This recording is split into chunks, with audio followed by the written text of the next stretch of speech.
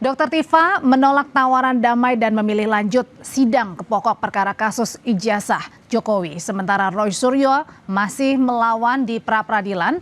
Lalu pertanyaannya, bisakah bukti mereka mengalahkan Jokowi di kasus ini? Kita akan membahasnya dengan Burhanuddin Suralaga, pengacara Tifa Vziatul Suma atau Dr. Tifa.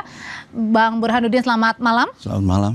Hadir juga bersama saya ada Petrus Selentinus selaku pengacara Roy Suryo. Bang Petrus, selamat malam. Selamat malam juga. Dan hadir juga bersama kami melalui sambungan Zoom ada Ade Darmawan, Wakil Ketua Umum Brigade Rakyat Nusantara. Mas Ade, selamat malam Mas Ade. Selamat malam Mbak Audrey, selamat malam Bang Petrus, selamat malam.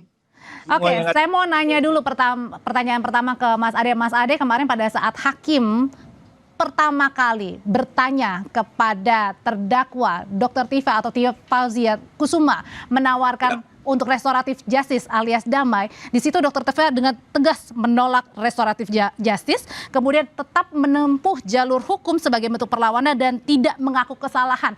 Artinya di sini Anda juga siap sebagai pendukungnya Joko Widodo bahwa akan berjuang mati-matian, habis-habisan dalam sidang.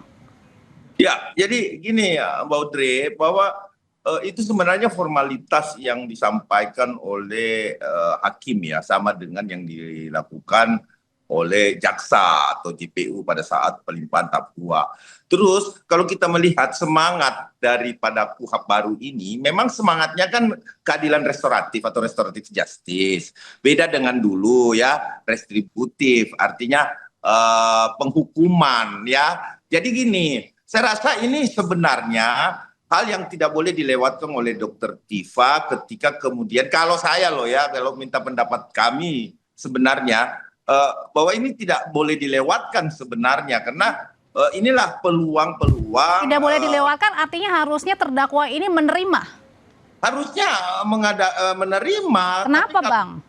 Kenapa? Karena saya anggap bahwa karena dakwaan JPU itu sudah cermat sekali. Saya melihat satu pasal ke pasal yang lain dan berkaitan dengan alat bukti itu mengkaitnya memang sangat relevan, sehingga saya rasa itu cukup cermat, karena nanti ketika perlawanan yang dilakukan oleh Dr. Tifa ya, kita ketahui bersama lah, apalagi ada senior-senior saya di studio itu, bahwa yang kita lakukan perlawanan terkait dakwaan tidak bisa di luar dakwaan ya.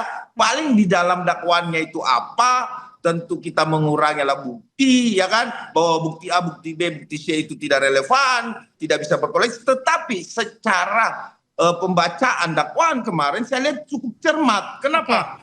Kaitan pasal dengan alat bukti itu mengarah pada satu titik yang dinamakan hukuman tertingginya. Karena pasalnya saya lihat ada 261 dan lain sebagainya. Ya, saya melihat itu. Tapi apapun itu dikembalikan pada terdakwa, tahu dan mau. Artinya beliau, dan sudah dikembalikan oleh terdakwa dan terdakwanya menolak ya untuk damai ya. Kalau gitu Bang Ade, saya tanyain ke Bang Burhan kalau gitu. Bang Burhan, berarti artinya di sini Anda sebagai tim kuasa hukum dan juga Dr. Tifa ini punya bukti-bukti yang kuat sehingga menolak damai dari tawaran hakim. Iya, karena kami melihat dari surat dakwaan tersebut juga itu tumpang tindih, kabur, banyak copy paste yang dilakukan oleh JPU hari itu.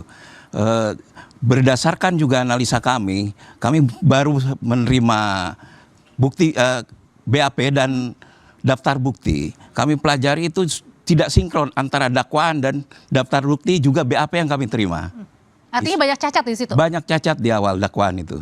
Makanya di situ dengan jelas-jelas dan dengan tegas Dr. Tifa akan tetap menempuh jalur hukum sebagai bentuk perlawanannya. Bukan hanya perlawanan. Klien kami akan membuktikan sebuah kebenaran yang selama ini lebih dari 1 tahun itu coba untuk dirubah menjadi dari kebohongan menjadi kebenaran. Contohnya? Contohnya adalah kami tidak mendapatkan adanya ijazah asli di dalam daftar bukti yang ada. Itu hanya fotokopi. Bagaimana mungkin fotokopi disandingkan dengan katanya ini kan ujaran kebencian ya, apa fitnah. Fitnah. Klien kami melakukan fitnah terhadap siapa? Kalau ada fitnah, berarti dia harus membuktikan bahwa dia itu benar. Itu kan? Ternyata bukti yang awal ini adalah adanya informasi ijazah kan gitu toh. Ijazah ini sampai hari ini tidak ada yang kami dapatkan ya. Dan juga kemarin coba digeser, kalau kami melihat dari surat dakwaan tersebut, coba digeser menjadi pelapor itu bukan Jokowi. Kalau kami melihat bukan Jokowi. Jadi siapa? Pelapornya ada di sana Kompol Sarif ya. Lebih kan informasi awal dari sana. Berarti kan seharusnya Kompol Sarif itu. Saksi Pak. Oke, tapi sebelum ke sana ya, ke sana saya balik lagi ke soal penolakan dari tim Fauzia Tiasuma, Bang Petrus, pada saat hakim menanyakan apakah mau restoratif justice atau enggak. Bang Petrus, kalau Anda melihatnya sendiri, sebenarnya Anda kaget gak dengan tawaran hakim ini dan kemudian Dr. Tifa akhirnya menolak, tetap maju ke jalur hukum? Kalau soal tawaran hakim itu kan memang sesuai dengan kewajiban hakim, karena setiap tahapan itu kan ada mekanisme restoratif justice, mulai dari penyidikan, penuntutan sampai perkara persidangan. Jadi itu masih normatif. Tetapi ketika Dr. Tifa menyatakan menolak, karena itu pilihan. Kaget nggak? Oh, tidak kaget, karena dari awal kita sudah tahu bahwa baik Dr. Tifa maupun Roy Suryo itu pendiriannya sama, akan menolak restoratif itu. Artinya ketika meskipun sekarang masih pra-peradilan, putusannya belum ada, kalau nanti lanjut-lanjut di pengadilan dan hakim sama-sama menanyakan pertanyaan yang sama seperti Dr. Tifa kemarin, Mas Roy tetap kekeh menolak dan tetap menempuh jalur hukum sebagai bentuk perlawanan. Karena mereka percaya di dalam tahap setelah pemeriksaan bukti itu ada satu momen di mana hakim harus memberikan kesempatan kepada terdakwa untuk membuktikan kebenaran tuduhannya. Disitulah mungkin momen yang sangat penting dan harus seimbang. Kalau di tahap pertama, saksi yang pertama-tama didengar itu adalah saksi korban, maka itu merupakan kesempatan bagi saksi korban atau Jokowi untuk membuktikan dan menyatakan bahwa ijazah dia itu betul-betul benar. Oke, tapi Bang, pertanyaan gini yang dipertanyakan oleh publik adalah kalau memang yakin sejak awal Mas Roy bahwa tuduhan yang disandingkan kepada Presiden ke-7 RI Joko Widodo ijazahnya tidak asli begitu alias palsu, pertanyaannya kenapa harus mengajukan pra-peradilan? Bahkan hari ini kabarnya pra-peradilan lagi nih, mengajukan baru lagi. Kalau pra-peradilan itu tidak memeriksa mengenai keabsahan ijazah. Pra-peradilan itu objeknya yang diajukan Mas Roy kemarin itu mengenai sah tidaknya penggeledahan, sah tidaknya penangkapan, sah tidaknya penahanan. Hanya tiga soal. Tapi nggak terkesan mengulur waktu? Oh, bukan mengulur, justru yang mengulur ini undang-undang. Karena undang-undang mengatakan walaupun berkas perkara sudah masuk pengadilan, ya, kalau terdakwa mengajukan pra-peradilan maka tunda dulu proses pokok perkara itu untuk persidangannya. Karena ini sebelum KUHP baru, pra-peradilan ini sering terjadi kucing-kucingan, ya. Ketika tersangka atau berkas sudah di penuntutan, lalu kemudian tersangka mengajukan pra-peradilan. Di sini jaksa dan polisi atau penyidik dan penuntut umum buru-buru masukkan ke persidangan supaya pra-peradilannya gugur. Dan itu sering menjadi korban itu tersangka. Makanya ini mau dibuktikan ya? Ini mau digunakan sepenuh-penuhnya. Kalau gitu Mas Ade, nampaknya ini dari masing-masing kuasa hukum masih tetap solid nih, baik Mas Roy maupun Dr. Tifa, meskipun jalur-jalurnya atau strateginya berbeda nih. Yang penting sama-sama ingin membuktikan di persidangan bahwa tuduhan mereka terhadap ijazah Pak Jokowi ini adalah benar. Ya, kita tidak bisa melihat satu keharmonisan itu dari apa yang terjadi saat ini, ya kan, bahwa faktanya ya sudah ada kesalahpahaman antara pihak AK dan pihak Tolkam ya terkait Prapit. Terus yang kedua, kalau kita berbicara Prapit, Mbak Audrey, Prapit yang kemarin yang dilakukan oleh Tolkam itu sangat-sangat membuat kami beranggapan tidak lazim. Kenapa tidak lazim? Di dalam dakwaan atau di dalam pengajuan permohonannya dimasukkan permohonan juga di situ Presiden Republik Indonesia, kemudian pemerintah, CEKI, Presiden, terus kejaksaan. Sementara sangat tidak lazim menurut kami ya para advokat melihat kalau ada satu pernyataan di dalam satu turut termohonnya itu juga dimohonkan para pelapor.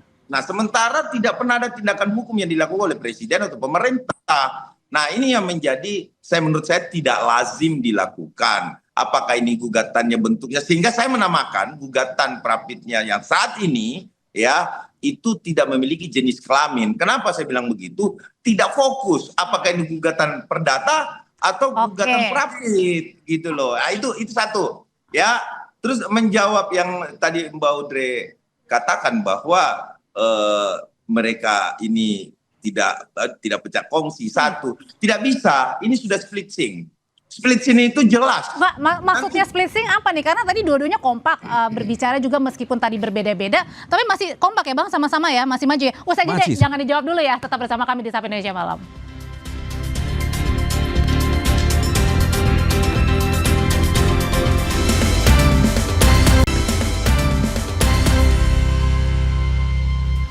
Oke, saya bertanya ke Mas Ade, katanya Mas Roy dan Dr. Tifa ini udah nggak solid lagi nih. Saya mau tanya dulu ke bapak-bapak, emang benar udah nggak solid lagi berdua? Oh, kami masih sejalan, klien kami itu masih sejalan dan saling mensupport. Meski beda strategi? Meski beda strategi. Bang Petrus? Sama, kita tetap komunikasi, bagi tugas, ada yang ke pra-peradilan, ada yang persiapan menghadapi pokok perkara. Tuh sama-sama, meskipun beda strategi, Mas Ade masih solid. Ya, betul sekali, karena belum masuk kepada inti perkara atau pokok perkara yang sebenarnya. Nanti pada saat pembuktian itu akan tetap terjadi perpecahan pendapat di situ. Nanti akan saling tuding. Pasti itu. Kenapa? Yang biasa lazim kita temukan di dalam sidang yang split sync, satu dengan yang lain itu saling menyalahkan. Katakanlah begini. Tapi kan dua-duanya juga sudah sama menghadirkan satu buku waktu itu. Oh iya, tetapi kan mereka masing-masing tindak pidananya, Mbak Audrey. Contohnya misalkan yang menggunakan ELA, kemudian Mbak Tifa mengatakan, saya nggak pernah menggunakan apa loh, ELA loh, saya cuma menggunakan ini loh, itu Mas Roy, atau itu ada Rismond di situ, dan lain-lain sebagainya.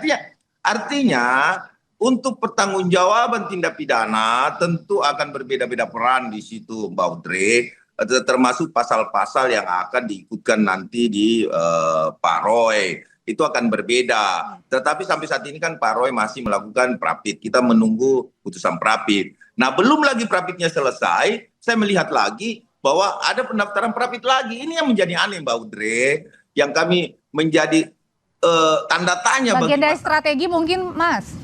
Bukan strategi, itu mengulur-ngulur waktu karena ingin melihat seperti apa jawaban teman-teman yang ada di sidang.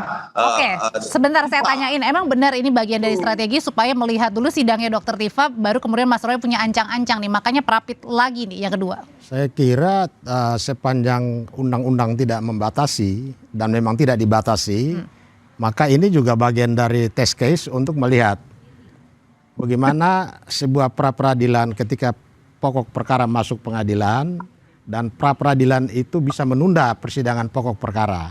Karena undang-undang tidak membatasi hanya boleh sampai berapa kali. Sehingga ini nanti akan ditentukan oleh bagaimana hakim akan mengambil sikap.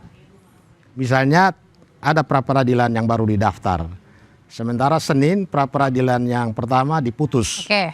Dalam hal sudah diputus, ketua pengadilan atau majelis hakim dalam pokok perkara ini menentukan hari persidangan. Jadi bukan karena Mas Roy tadi ingin menunggu melihat jalannya sidang Dr. Tifa. Ya, sehingga di situ akan kita lihat sikap hakim seperti apa. Dan bagaimana sikap Mas Roy menghadapi sikap hakim yang sudah membuka persidangan sementara masih ada pra-peradilan yang sedang berlangsung. Jadi biarlah dinamika ini kita bebaskan begitu supaya kita lihat sikap hakim seperti apa, karena ujung-ujungnya hakim yang akan menentukan. Bang Burhan, kembali lagi tadi Dr. Tifa sudah menjalani sidang perdananya. Sebenarnya ketika tadi menolak damai, berarti artinya ada bukti yang sangat kuat dong, yang dimiliki Dr. Tifa yang akan dibuktikan di sidang. Dr. Tifa itu ditersangkakan karena apa? Karena dia sebagai saksi dalam perkara ijazah Jokowi yang di Mabes Polri, ya kan? Jadi kami berkeyakinan bahwa Dr. Tifa ini tidak bisa dipidanakan karena sebagai saksi dalam KUHP pun dilindungi. Ada undang-undang perlindungan saksi dan korban juga yang melindungi itu. Jadi sangat sangat-sangat tidak fair ketika klien kami yang tidak bersalah diminta untuk mengakui bersalah. Maka kita akan buktikan itu dalam persidangan. Bukan buktinya? Ya? Buktinya? Buktinya ada. Kami sudah persiapkan. Ada bukti-bukti yang sama sudah nggak buktinya dengan kubu Mas Roy? mirip-mirip. Mirip-mirip. Berarti ada perbedaan dikit-dikit. Ada perbedaan dikit-dikit. Oke. Jadi jangan buka rahasia Tapi Apa Mas Ade? bukti pokoknya itu sama persis nanti yang akan kita keluarkan. Oke, itu buktinya mirip-mirip, sama masih Mirip-mirip. kompak kok. Ya, jadi gini, kan kita tidak boleh keluar pada dakwaan JPU. Kalau ingin melakukan perlawanan, ini kan tahapnya perlawanan dulu nih ya. Kita bicara perlawanan, bukan masuk pada pembuktian nanti setelah adanya putusan sela. Kan tahapannya begitu tuh. Nah, tahapan ini adalah bagaimana teman-teman mengcounter dari dakwaan tersebut kan. Nah, jelas kok dari dakwaan itu akun X itu mengatakan Mukidi dan lain-lain sebagainya itu berurutan sampai klimaksnya. Ya, salah satu begini, akun X yang dikatakan akun elektronik bahwa itu, ini bukan foto Bapak isi banyak yang foto. dikatakan Berselancar bukti, di dalam, tetapi yang benar-benar berselancar di dalam terkait apa? dengan klien kami Dalam hanya 5. atraksi Yang puluhan itu dilakukan tidak berarti. media.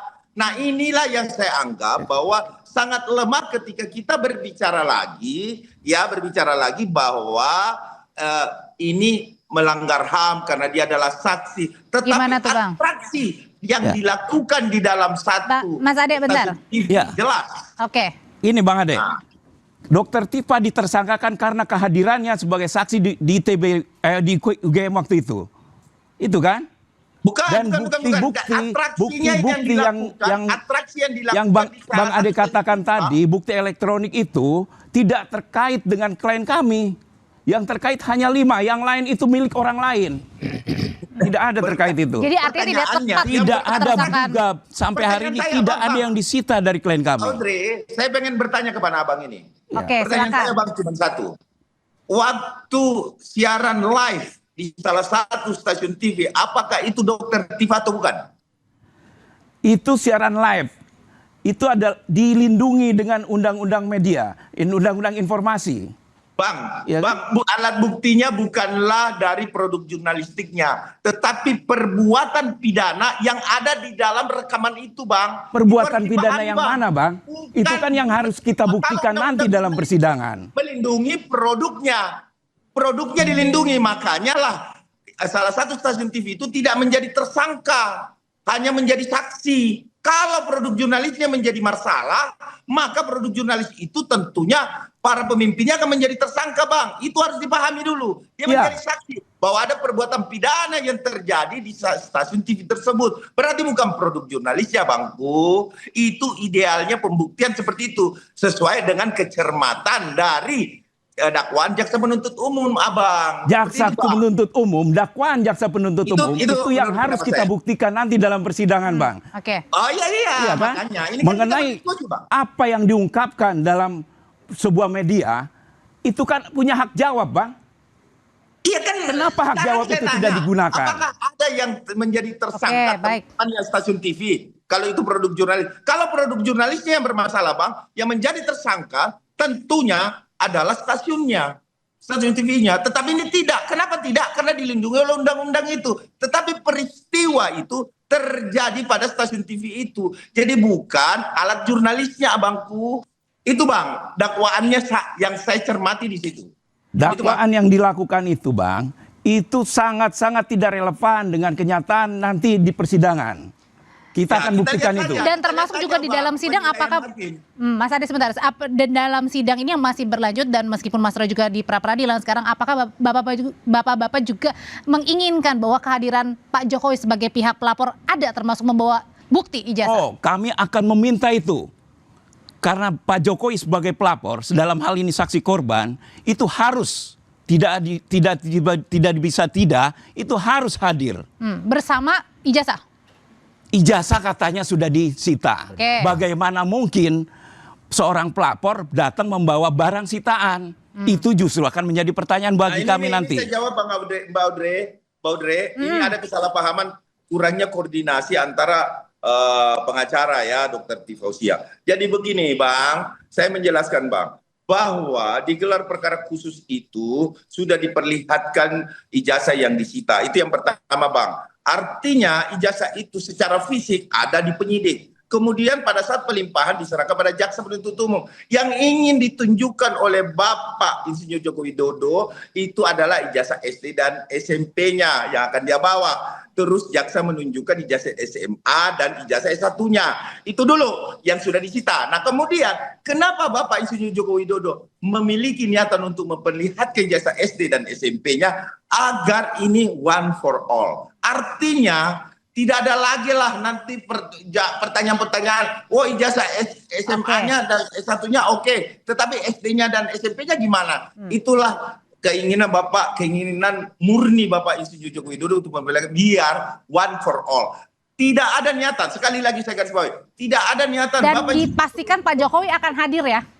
Ya akan hadir dan tidak ada niatan Bapak Insinyur Joko Widodo untuk memenjarakan, tetapi ingin kejelasan bahwa ini loh, inilah panggung terhormat untuk memperlihatkan ijazah. Berarti artinya ketika tadi dibilang sebenarnya Pak Jokowi tidak menginginkan siapapun yang dipenjara, artinya Pak Jokowi juga merindukan dong kalau ada yang mengakui perbuatannya dan ingin damai, Pak Jokowi akan terima dengan senang hati.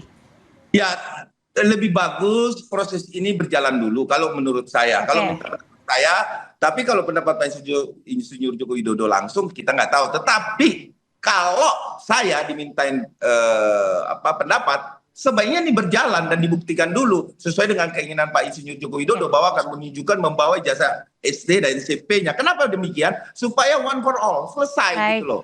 Tidak ada lagi embet-embet lain setelah putusan nanti. Insya Allah gitu. Oke, dan masing-masing ini sama-sama berjuang juga dengan pra-peradilan nanti putusan di pekan depan dan sidang Dr. Tifa juga akan masih berlanjut ya. Akan terus kami. Baik, terima kasih Pak Petrus, Bang Burhan, Mas Ade terima kasih, selamat malam semuanya Bapak-Bapak.